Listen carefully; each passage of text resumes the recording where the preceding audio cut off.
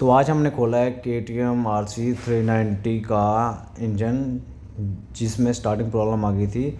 और इसका full engine अब खोल के हम आपको दिखाएंगे कि इसमें क्या क्या डैमेज है और क्या क्या चीज़ें इसमें पड़ने वाली है। तो आपको इंजन की कंडीशंस देख के तो पता लग ही रहा है कि कितना बुरा हाल किया हुआ है। ये खड़ी थी। फ़िलहाल तो हमने इसका सीधा हेड निकाल दिया है। सिलेंडर किट इसकी ख़राब है। और ये पिस्टन देखिए, इसमें जो रिंगे हैं ना वो जाम हो गई थी, जाम हो गई है, बीच में ही मेल्ट हो गई है, जिसकी वजह से इसका कंप्रेशर नहीं बन रहा था। और ये रिंगे एकदम घूम भी नहीं थी। रिंगे का कंप्रेशर घूमना चाहिए। और ये इसके सिलेंडर किट में इसकी वजह से स्क्रैच बढ़ गया। स्क्रैच मतलब कि ये सिलेंडर किट अब सीज़ हो गई है और कस्टमर का 19,500 का घाटा इसी में ही हो गया है, क्योंकि इसकी सिलेंडर किट 19,500 की है और इसमें स्क्रैच पड़ने की वजह से ये चीज़ चलेगी नहीं। और ये इसका क्लच सिस्टम है जिसको हम पूरा नवा पाएंगे। और इसकी ये टाइमिंग गरारी है।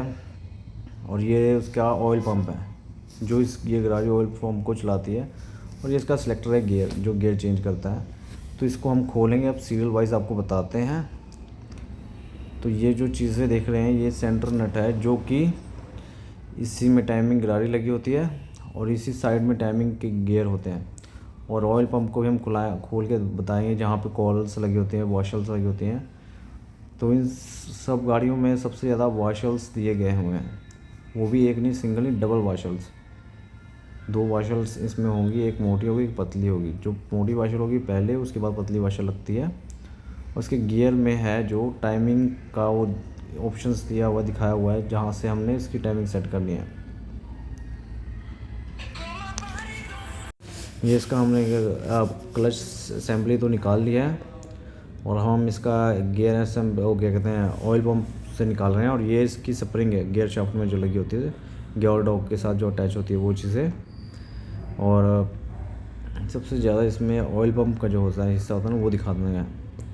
और ये मैग्नेट वाले हिस्से से हमने इसको आज हम इसमें बताते हैं कि एक साइड से कॉलर दी होती है जो पत्ती होती है, जिसके खोले के बिना आप इसके मैग्नेट को बाहर निकाल ही नहीं सकते। आपको ये जो पत्ती है ये निकालनी ज़रूरी होती है, अदरवाइज़ ये निकलेगा नहीं, चाहे आप जितनी बारी हथौड़ी से सट मार लें, जो मर्जी कर लें। और इसको निकालने के बाद सिर्फ हल्का सा पुश करना है और अपना मैग्नेट बाहर आ जाएगा। और अब हम इसको दिखाते हैं, हमने मैग्नेट तो बाहर निकाल लिया है। अब ये दिखाते हैं, ये इसकी एक गियर असेंबली, जिसमें ये क्या कहते हैं, 1 वे क्लच के साथ अटैच होता है ये गियर।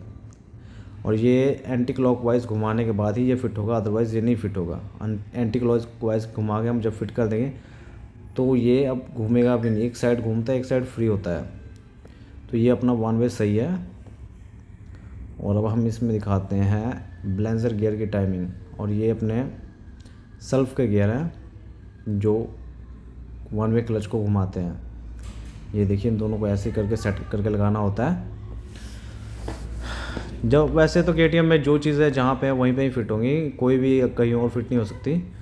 तो इसकी आपको ज़्यादा टेंशन लेने की ज़रूरत नहीं है। बट हाँ, ज़्यादा गियर्स देख के आप ज़्यादातर मन में कन्फ्यूजन सी पड़ जाती है, लेकिन वो चीज़ आपको बताते हैं। वीडियो थोड़ी साफ़ नहीं आ रही, बट ये देखिए हमने इसका मेन गरारी निकाल रही है क्रैंक के साथ जो अटैच थी, और ये बैलेंसर गरारी निकालने वाले हैं। इसमें थोड़ा सा मुश्किल से निकलता है, तो पुश करके निकालना पड़ता है।